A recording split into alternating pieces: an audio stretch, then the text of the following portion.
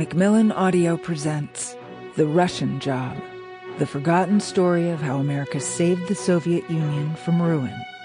Written by Douglas Smith, read by Natasha Soudek.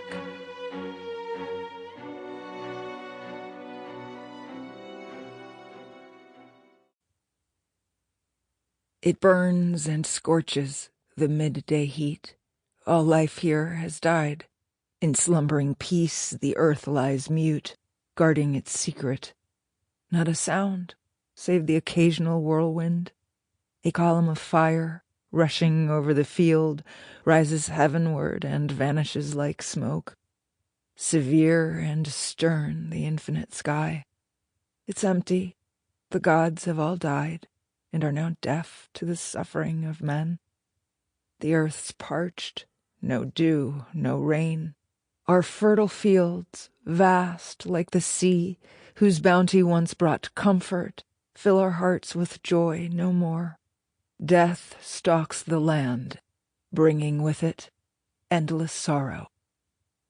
A. Gillis, Bogoroslan, Russia, 1922. Trying to kill people may sound more exciting than trying to keep them alive, but don't you ever believe it's so?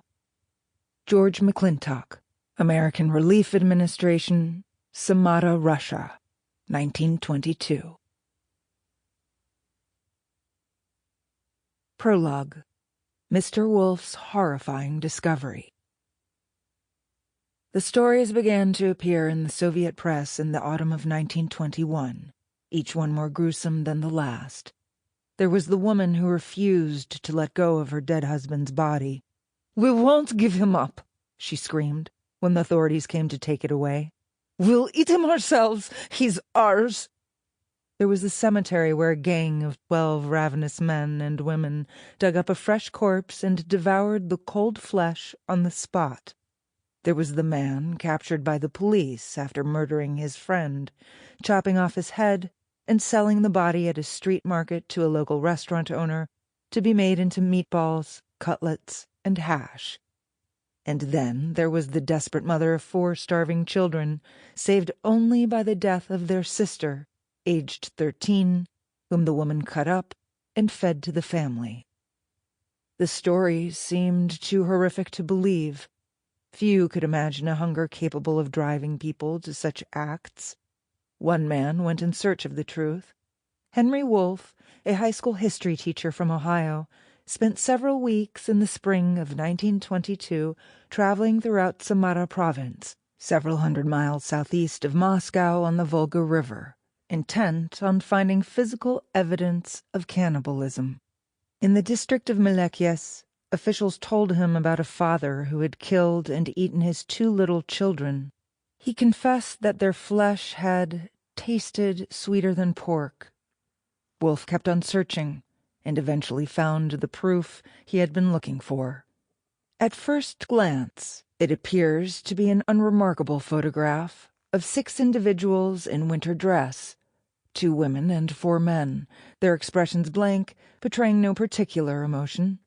But then our eyes catch sight of the grisly objects laid out across a wooden plank resting unevenly atop a pair of crates.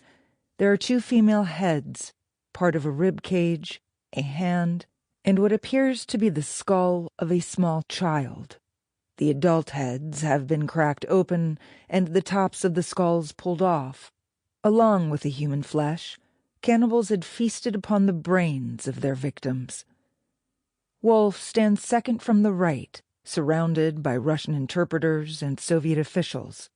There's a faint look of satisfaction on his face at having accomplished his goal. Here, at last, was the incontrovertible proof he had set out to find.